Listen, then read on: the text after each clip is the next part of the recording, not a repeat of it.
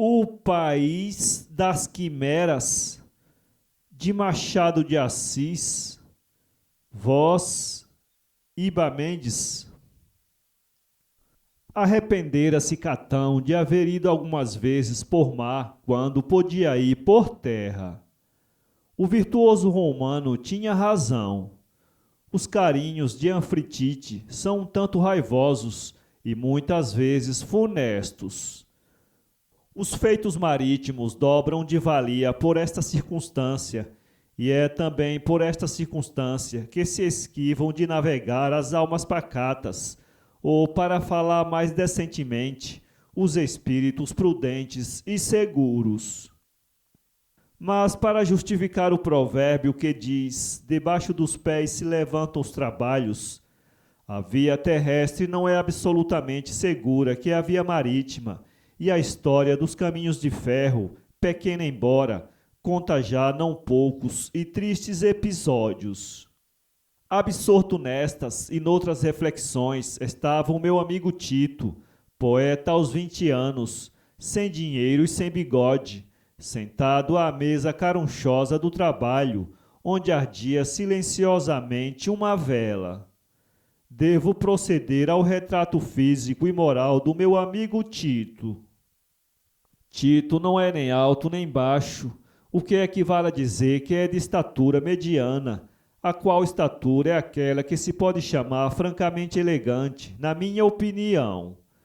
Possuindo um semblante angélico, uns olhos meigos e profundos, o nariz descendente legítimo e direto do de Alcibíades, a boca graciosa, a fronte larga como um verdadeiro trono do pensamento, Tito pode servir de modelo à pintura e de objeto amado aos corações de 15 e mesmo de 20 anos. Como as medalhas e como todas as coisas deste mundo de compensações, Tito tem um reverso. Ó, triste coisa que é o reverso das medalhas! Podendo ser do colo para cima, modelo à pintura, Tito é uma lastimosa pessoa no que toca ao rosto. Pés prodigiosamente tortos, pernas ambras, tais são os contras que a pessoa do meu amigo oferece a quem se extasia diante dos magníficos prós da cara e da cabeça. Parece que a natureza se dividira para dar a Tito o que tinha de melhor e o que tinha de pior, e pô-lo na miserável e desconsoladora condição do pavão, que se enfeita e contempla radioso, mas cujo orgulho se abate e desfalece quando olha para as pernas e para os pés. Na moral, Tito apresenta o mesmo aspecto duplo do físico. Não tem vícios, mas tem fraquezas de caráter que quebram um tanto ou quanto as virtudes que o enobrecem. É bom e tem a virtude evangélica da caridade. Sabe, como o divino mestre, partir o pão da subsistência e dá de comer ao faminto, com verdadeiro júbilo de consciência e de coração. Não consta além disso que jamais fizesse mal ao mais impertinente bicho ou ao mais insolente homem, duas coisas idênticas nos curtos dias da sua vida. Pelo contrário, conta-se que a sua piedade e bons instintos o levaram uma vez a ficar quase esmagado, procurando salvar da morte uma galga que dormia na rua e sobre a qual ia quase passando um carro. A galga, salva por Tito, afeiçoou-se-lhe tanto que nunca mais o deixou. À hora em que o vemos absorto em pensamentos vagos, está ela estendida sobre a mesa a contemplá-lo, grave e sisuda. Só há que censurar em Tito as fraquezas de caráter, e deve-se crer que elas são filhas mesmo das suas virtudes. Tito vendia outrora as produções da sua musa, não por meio de uma permuta legítima de livro e moeda, mas por um meio desonroso e nada digno de um filho de Apolo. As vendas que faziam eram absolutas, isto é, trocando por dinheiro os seus versos, o poeta perdia o direito da paternidade sobre essas produções. Só tinha um freguês.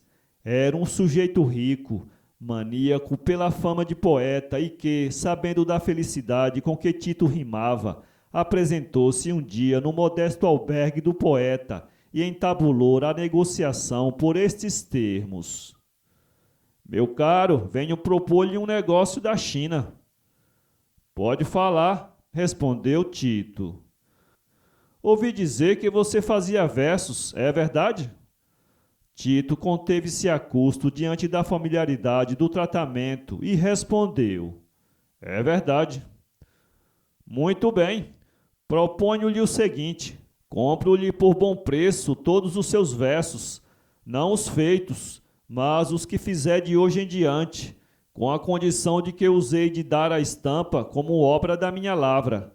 Não ponho outras condições ao negócio. Advirto-lhe, porém, que prefiro as odes e as poesias de sentimento. Quer?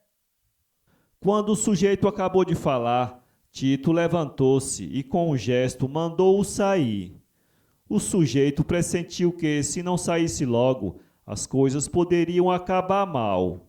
Preferiu tomar o caminho da porta, dizendo entre dentes: Hás de procurar-me, deixa estar.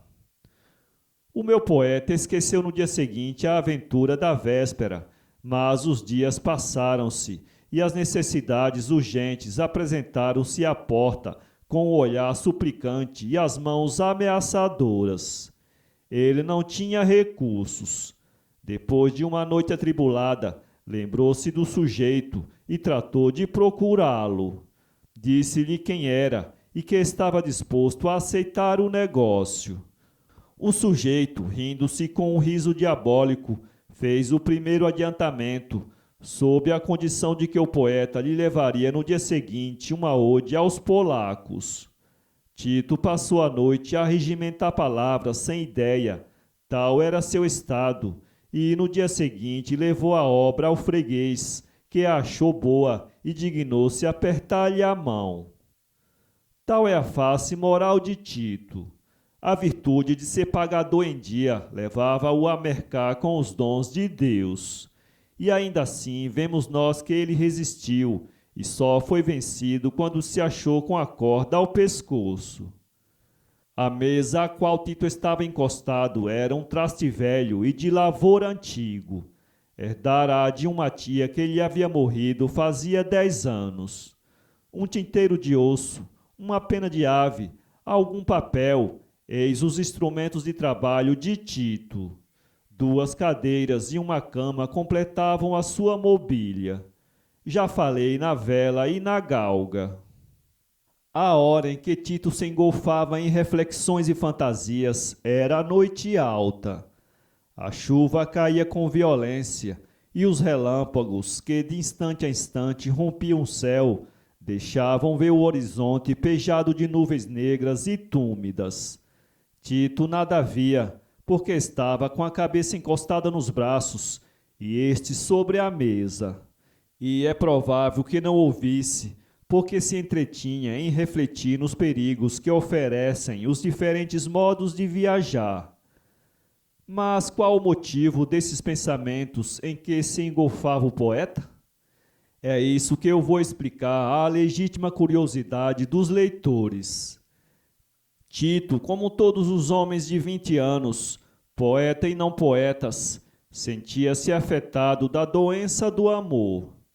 Uns olhos pretos, um porte senhoril, uma visão, uma criatura celestial, qualquer coisa por esse teor, havia influído por tal modo no coração de Tito, que o pusera, pode-se dizer, à beira da sepultura. O amor em Tito começou por uma febre.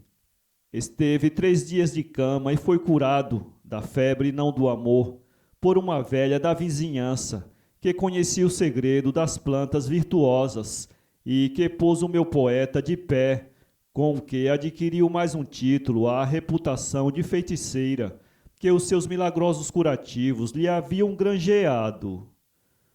Passado o período agudo da doença, ficou-lhe este resto de amor que, apesar da calma e da placidez, nada perde da sua intensidade. Tito estava ardentemente apaixonado e desde então começou a defraudar o freguês das odes, subtraindo-lhe algumas estrofes inflamadas que dedicava ao objeto dos seus íntimos pensamentos, tal qual como aquele senhor Deofael, dos amores leais e pudicos, com que se pareceu, não na sensaboria dos versos, mas no infortúnio amoroso. O amor contrariado, quando não leva a um desdém sublime da parte do coração, leva à tragédia ou à asneira. Era nesta alternativa que se debatia o espírito do meu poeta. Depois de haver gasto em vão o latim das musas, aventurou uma declaração oral à dama dos seus pensamentos. Esta ouviu-o com dureza de alma, e quando ele acabou de falar, disse-lhe que era melhor voltar à vida real e deixar musas e amores para cuidar do alinho da própria pessoa. Não presumo, leitor, que a dama de quem lhe falo tinha vida tão desenvolta como a língua. Era, pelo contrário, um modelo da mais seráfica pureza e do mais perfeito recato de costumes.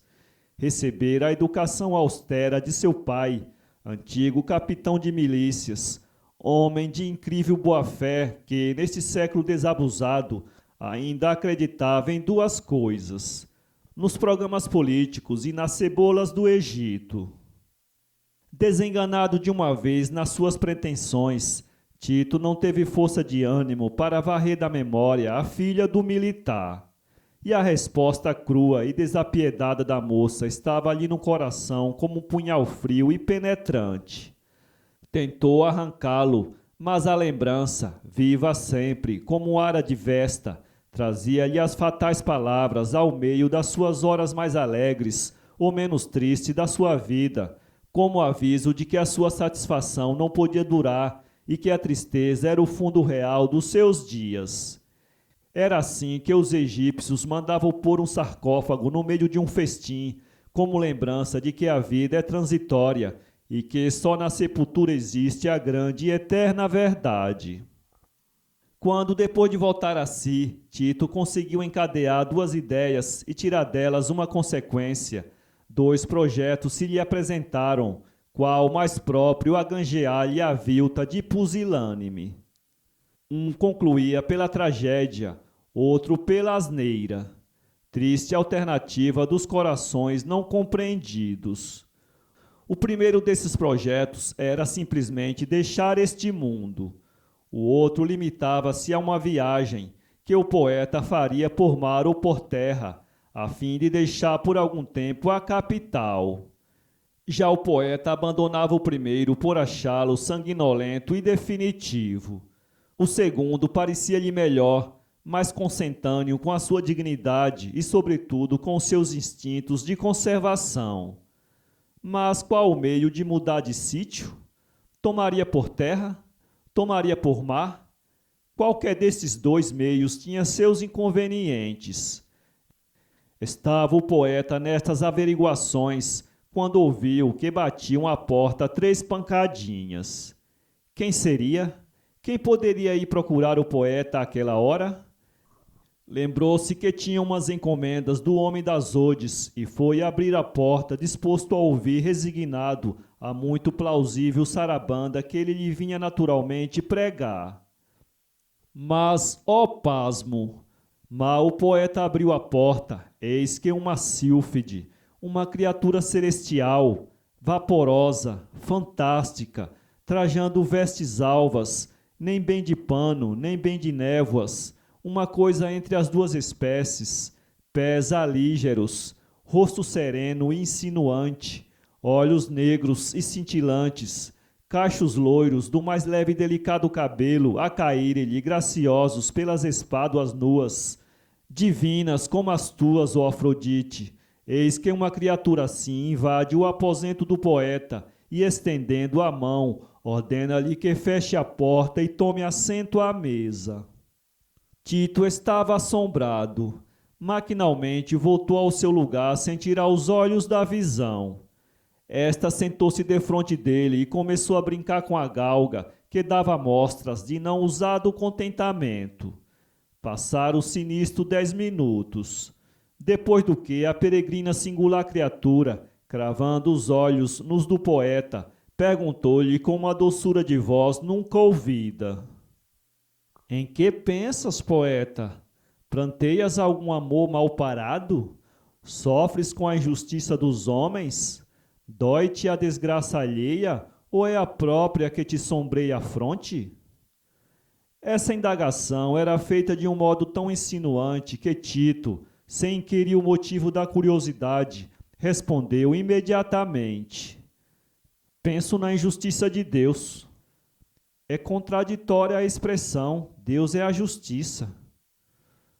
Não é, se fosse teria repartido irmãmente a ternura pelos corações e não consentiria que um ardesse inutilmente pelo outro. O fenômeno da simpatia devia ser sempre recíproco, de maneira que a mulher não pudesse olhar com frieza para o homem, quando o homem levantasse olhos de amor para ela. Não és tu quem fala, poeta, é o teu amor próprio, ferido pela má paga do teu afeto. Mas de que te servem as musas? Entra no santuário da poesia, engofa-te no seio da inspiração, esquecerás aí a dor da chaga que o mundo te abriu. Coitado de mim, respondeu o poeta, que tenho a poesia fria e apagada a inspiração. De que precisas tu para dar vida à poesia e à inspiração? Preciso do que me falta, e falta-me tudo. Tudo? És exagerado. Tens o selo com que Deus te distinguiu dos outros homens, e isso te basta. Cismava em deixar esta terra? É verdade. Bem, venho a propósito. Queres ir comigo? Para onde? Que importa? Queres vir? Quero, assim me distrairei. Partiremos amanhã. É por mar ou por terra? Nem amanhã, nem por mar, nem por terra, mas hoje e pelo ar. Tito levantou-se e recuou. A visão levantou-se também. Tens medo? Perguntou ela. Medo não, mas... Vamos, faremos uma deliciosa viagem. Vamos. Não sei se Tito esperava um balão para a viagem aérea a que o convidava a inesperada visita, mas o que é certo é que os seus olhos se arregalaram prodigiosamente quando viu abrirem-se das espáduas da visão duas longas e brancas asas que ela começou a agitar e das quais caía uma poeira de ouro. Vamos, disse a visão. Tito repetiu maquinalmente. Vamos. E ela tomou-o nos braços, subiu com ele até o teto, que se rasgou, e passaram ambos, visão e poeta. A tempestade tinha, como por encanto, cessado. Estava o céu limpo, transparente, luminoso, verdadeiramente celeste, enfim. As estrelas fugiam com a sua melhor luz, e um luar branco e poético caía sobre os telhados das casas, e sobre as flores e a relva dos campos. Os dois subiram. Durou a ascensão algum tempo. Tito não podia pensar. Ia atordoado e subia sem saber para onde, nem a razão por quê. Sentia que o vento agitava os cabelos loiros da visão e que eles lhe batiam docemente na face, do que resultava uma exalação celeste que embriagava e adormecia. O ar estava puro e fresco. Tito, que se havia distraído algum tempo da ocupação das musas no estudo das leis físicas, contava que, naquele subir continuado, breve chegariam a sentir os efeitos da refração da atmosfera. Engano dele. Subiram sempre, e muito, mas a atmosfera conservava-se sempre a mesma, e quanto mais ele subia, melhor respirava. Isto passou rápido pela mente do poeta. Como disse, ele não pensava. Ia subindo sem olhar para a terra. E para que olharia para a terra? A visão não podia conduzi-lo senão ao céu. Em breve começou Tito a ver os planetas fronte por fronte. Era já sobre a madrugada. Vênus, mais pálida e loira que de costume, ofuscava as estrelas com o seu clarão e com a sua beleza. Tito teve um olhar de admiração para a deusa da manhã. Mas subiam sempre. Os planetas passavam à ilharga do poeta, como se fossem corcéis desenfreados. Afinal, penetrara em uma região inteiramente diversa das que haviam atravessado naquela assombrosa viagem. Tito sentiu expandir-se-lhe a alma na nova atmosfera. Seria aquilo o céu? O poeta não ousava perguntar, e mudo exasperava o termo da viagem. À proporção que penetravam nessa região, ia-se a alma do poeta rompendo em júbilo. Daí a algum tempo entravam em um planeta. A fada depôs o poeta e começaram a fazer o trajeto a pé. Caminhando, os objetos, até então vistos através de um nevoeiro, tomavam aspecto de coisas reais. Tito pôde ver então que se achava em uma nova terra, a todos os respeitos estranhas. O primeiro aspecto vencia ao que oferece a poética Istambul ou a poética Nápoles. Mais entravam, porém, mais os objetos tomavam o aspecto da realidade. Assim chegaram à grande praça onde estavam construídos os reais passos. A habitação régia era, por assim dizer, uma reunião de todas as ordens arquitetônicas, sem excluir a chinesa, sendo de notar que esta última fazia não mediana despesa na estrutura do palácio. Tito quis sair da ânsia em que estava por saber em que país acabava de entrar e aventurou uma pergunta à sua companheira. Estamos no país das quimeras, respondeu ela. No país das quimeras? Das quimeras, país para onde viaja 3/4 partes do gênero humano, mas que não se acha consignado nas tábuas da ciência. Tito contentou-se com a explicação, mas refletiu sobre o caso. Por que motivo iria parar ali? A que era levado? Estava nisso quando a fada o advertiu de que eram chegados à porta do palácio. No vestíbulo havia uns 20 ou 30 soldados que fumavam em grosso cachimbo de escuma do mar e que se embriagavam com outros tantos padixás na contemplação dos novelos de fumo azul e brancos que lhes saíam da boca. À entrada dos dois houve continência militar. Subiram pela grande escadaria e foram ter aos andares superiores. Vamos falar aos soberanos, disse a companheira do poeta. Atravessaram muitas salas e galerias. Todas as paredes, como no poema de Diniz, eram forradas de papel prateado e lantejoulas. Afinal, penetraram na grande sala. O gênio das bagatelas, de que fala Eupino, estava sentado em um trono de casquinha, tendo de ornamento 2 pavões, um de cada lado. O próprio soberano tinha por coifa um pavão vivo, atado pelos pés a uma espécie de solidéu, maior que o dos nossos padres, o qual, por sua vez, ficava firme na cabeça por meio de 2 largas fitas amarelas, que vinham atar-se debaixo dos reais queixos. Coifa idêntica adornava a cabeça dos gênios da corte, que corresponde aos viscondes deste mundo e que cercavam o trono do brilhante rei. Todos aqueles pavões, de minuto a minuto, armavam-se, apavoneavam-se e davam os guinchos do costume. Quando Tito entrou na grande sala pela mão da visão, houve um murmúrio entre os fidalgos quiméricos. A visão declarou que ia apresentar um filho da terra. Seguiu-se a cerimônia da apresentação, que era uma enfiada de cortesias, passagens e outras coisas quiméricas, sem excluir a formalidade do beijamão. Não se pense que Tito foi o único a beijar a mão ao gênio soberano. Todos os presentes fizeram o mesmo, porque, segundo Tito ouviu depois, não se dá naquele país o ato mais insignificante sem que esta formalidade seja preenchida.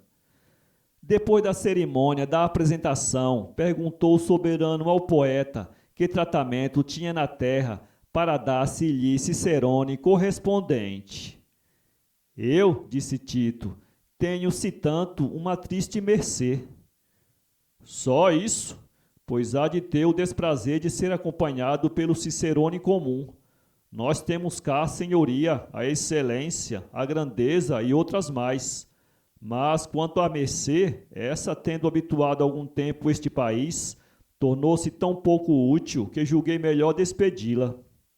A esse tempo, a senhoria e a excelência, duas criaturas emperdigadas, que se haviam aproximado do poeta, voltaram-lhe as costas, encolhendo os ombros e deitando-lhe um olhar de través, com a maior expressão de desdém e pouco caso.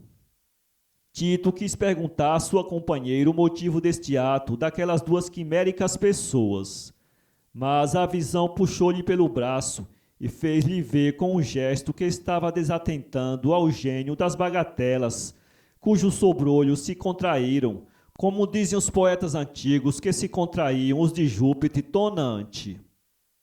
Neste momento entrou um bando de moissolas frescas, lépidas, bonitas e loiras. Oh, mais de um loiro que se não conhece entre nós, os filhos da terra. Entraram elas a correr com a agilidade de andorinhas que voam, e depois de apertarem galhofeiramente a mão aos gênios da corte, foram ao gênio soberano, diante de quem fizeram umas 10 ou 12 mesuras. Quem eram aquelas raparigas? O meu poeta estava de boca aberta. Indagou da sua guia e soube. Eram as utopias e as quimeras que iam da terra, onde haviam passado a noite na companhia de alguns homens e mulheres de todas as idades e condições. As utopias e as quimeras foram festejadas pelo soberano, que se dignou sorrir-lhes e bater-lhes na face. Elas, alegres e risonhas, receberam os carinhos reais como coisas que lhe era devida. E depois de 10 ou 12 mesuras, repetição das anteriores, foram-se da sala, não sem abraçarem ou beliscarem o meu poeta, que olhava espantado para elas, sem saber por que se tornara objeto de tanta jovialidade. O seu espanto crescia de ponto quando ouvia a cada uma delas esta expressão muito usada nos bailes de máscaras: "Eu te conheço." Depois que saíram todas, o gênio fez um sinal e toda a atenção concentrou-se no soberano a ver o que ia sair-lhe dos lábios. A expectativa foi burlada, porque o gracioso soberano, apenas com um gesto, indicou ao cicerone comum o mísero hóspede que daqui tinha ido. Seguiu-se a cerimônia da saída, que durou longos minutos, em virtude das mesuras, cortesia e beijamão do estilo. Os três, poeta, fada, condutor e o cicerone, passaram à sala da rainha. A real senhora era uma pessoa digna de atenção a todos os respeitos. Era imponente e graciosa.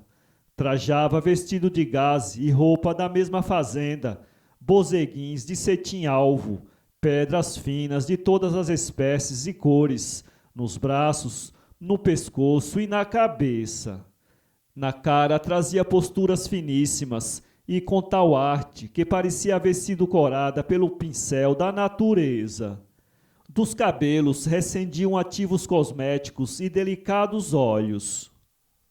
Tito não disfarçou a impressão que lhe causava um todo assim. Voltou-se para a companheira de viagem e perguntou como se chamava aquela deusa. "Não a vê?" respondeu a fada. "Não vê as 300 raparigas que trabalham em torno dela? Pois então, é a moda, cercada de suas 300 belas, caprichosas filhas."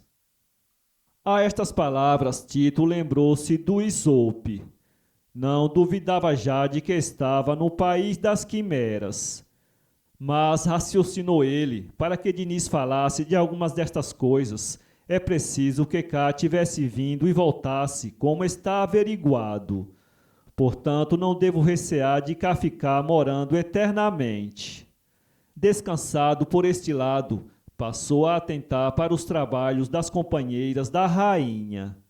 Eram umas novas modas que se estavam arranjando para vir a este mundo substituir as antigas.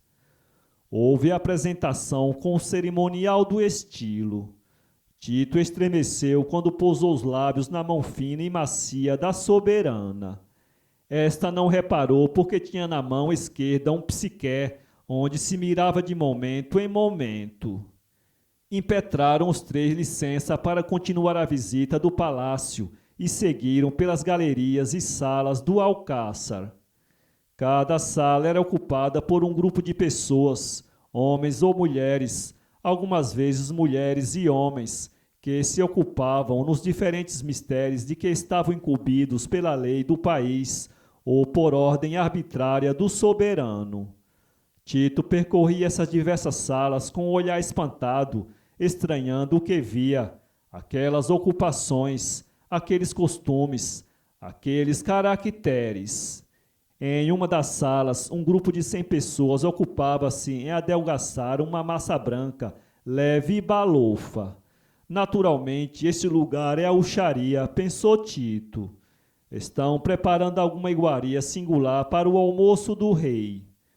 Indagou do Cicerone se havia acertado. O Cicerone respondeu: Não, senhor. Estes homens estão ocupados em preparar massa cerebral para um certo número de homens de todas as classes, estadistas, poetas, namorados, etc. Servem também a mulheres. Esta massa é especialmente para aqueles que, no seu planeta, vivem com verdadeiras disposições do nosso país, aos quais fazemos presente deste elemento constitutivo. É massa quimérica? Da melhor que se ha visto até hoje. Pode ver-se. O Cicerone sorriu, chamou o chefe da sala, a quem pediu um pouco da massa. Este foi com prontidão ao depósito e tirou uma porção que entregou a Tito. Mas o poeta a tomou das mãos do chefe, desfez-se a massa, como se fora composta de fumo. Tito ficou confuso, mas o chefe batendo-lhe no ombro. Vá descansado, disse. Nós temos à mão matéria-prima. É da nossa própria atmosfera que nos servimos, e a nossa atmosfera não se esgota. Este chefe tinha uma cara insinuante, mas, como todos os quiméricos, era sujeito a abstrações, de modo que Tito não pôde arrancar-lhe mais uma palavra, porque ele, ao dizer as últimas, começou a olhar para o ar e a contemplar o voo de uma mosca. Este caso atraiu os companheiros que se chegaram a ele e mergulharam-se todos na contemplação do alado inseto. Os três continuaram o caminho. Mais adiante era uma sala onde muitos quiméricos, à roda de mesas, discutiam os diferentes modos de inspirar aos diplomatas e diretores desse nosso mundo os pretextos para encher o tempo e apavorar os espíritos com futilidades e espantalhos. Esses homens tinham ares de finos e espertos. Havia ordem do soberano para se não entrar naquela sala em horas de trabalho. Uma guarda estava à porta. A menor distração daquele congresso seria considerada uma calamidade pública. Andou meu poeta de sala em sala, de galeria em galeria, aqui visitando um museu, ali um trabalho ou um jogo. Teve tempo de ver tudo, de tudo examinar com atenção e pelo miúdo. Ao passar pela grande galeria que dava para a praça, viu que o povo, reunido embaixo das janelas, cercava uma forca. Era uma execução que ia ter lugar.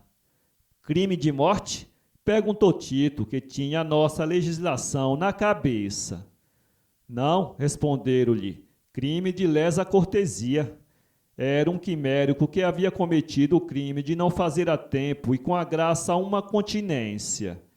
Este crime é considerado naquele país como a maior audácia possível e imaginável. O povo quimérico contemplou a execução como se assistisse a um espetáculo de saltimbancos, entre aplausos e gritos de prazer. Entretanto, era a hora do almoço real. À mesa do gênio soberano só se sentavam o rei, a rainha, 2 ministros, um médico e a encantadora fada que havia levado o meu poeta àquelas alturas. A fada, antes de sentar-se à mesa, implorou do rei a mercê de admitir Tito ao almoço. A resposta foi afirmativa. Tito tomou assento. O almoço foi o mais sucinto e rápido que é possível imaginar. Durou alguns segundos, depois do que todos se levantaram e abriu-se mesa para o jogo das reais pessoas. Tito foi assistir ao jogo. Em roda da sala havia cadeiras, onde estavam sentadas as utopias e as quimeras. Às costas dessas cadeiras emperdigavam-se os fidalgos quiméricos, com os seus pavões e as suas vestiduras de escarlate. Tito aproveitou a ocasião para saber como é que o conheciam aquelas assanhadas raparigas. Encostou-se a uma cadeira e indagou da utopia que se achava nesse lugar. Esta impetrou licença e, depois das formalidades do costume, retirou-se a uma das salas com o poeta e aí perguntou-lhe: Pois deveras não sabes quem somos? Não nos conheces? Não as conheço, isto é, conheço-as agora, e isso dá-me verdadeiro pesar, porque quisera tê-las conhecido há mais tempo. Sempre poeta! É que deveras são de uma gentileza sem rival, mas onde é que me viram? Em tua própria casa. Não te lembras? À noite, cansado das lutas do dia, recolheste-te ao aposento, e aí, abrindo velas ao pensamento, deixas-te ir por um mar sereno e calmo. Nessa viagem acompanham-te algumas raparigas. Somos nós, as utopias, nós, as quimeras. Tito compreendeu afinal uma coisa que se lhe estava a dizer havia tanto tempo. Sorriu-se e, cravando seus belos e namorados olhos nos da utopia que tinha diante de si, disse: sois vós, é verdade, consoladora companhia que me distrai de todas as misérias e pesares. É no seio de vós que eu enxugo as minhas lágrimas, ainda bem. Conforta-me ver-vos a todas de face e embaixo de forma palpável. E queres saber, tornou a utopia, quem nos leva a todas para a tua companhia? Olha, vê! O poeta voltou a cabeça e viu a peregrina visão, sua companheira de viagem. É ela, disse o poeta. É verdade, é a loira fantasia, a companheira desvelada dos que pensam e dos que sentem. A fantasia e a utopia entrelaçaram-se as mãos e olhavam para Tito. Este, como quem elevado, olhava para ambas. Durou isto alguns segundos. O poeta quis fazer algumas perguntas, mas quando ia falar, reparou que as duas se haviam tornado mais delgadas e vaporosas. Articulou alguma coisa, porém, vendo que elas iam ficando cada vez mais transparentes e distinguindo-lhes já pouco as feições, soltou estas palavras: Então, que é isto? Por que se desfazem assim? Mais e mais as sombras desapareciam. O poeta correu à sala do jogo. Espetáculo idêntico o esperava. Era pavoroso. Todas as figuras se desfaziam como se fossem feitas de névoa. Atônito e palpitante, Tito percorreu algumas galerias e afinal saiu à praça. Todos os objetos estavam sofrendo a mesma transformação. Dentro de pouco, Tito sentiu que lhe faltava apoio aos pés e viu que estava solto no espaço. Nesta situação, soltou um grito de dor. Fechou os olhos e deixou-se ir como se tivesse de encontrar por termo de viagem a morte. Era, na verdade, o mais provável. Passado alguns segundos, Tito abriu os olhos e viu que caía perpendicularmente sobre um ponto negro que lhe parecia do tamanho de um ovo. O corpo rasgava como raio o espaço. O ponto negro cresceu, cresceu e cresceu até fazer-se do tamanho de uma esfera. A queda do poeta tinha alguma coisa de diabólica. Ele soltava de vez em quando um gemido. O ar batendo-lhe nos olhos obrigava-o a fechá-los de instante a instante. Afinal, o ponto negro que havia crescido continuava a crescer até aparecer ao poeta com o aspecto da terra.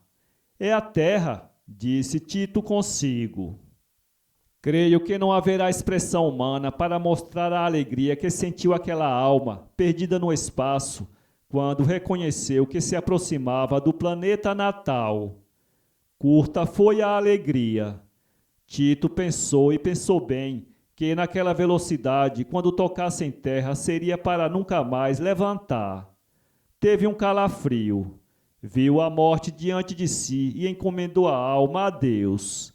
Assim foi, ou antes veio, até que, milagre dos milagres, caiu sobre uma praia de pé, firme como se não houvesse dado aquele infernal salto.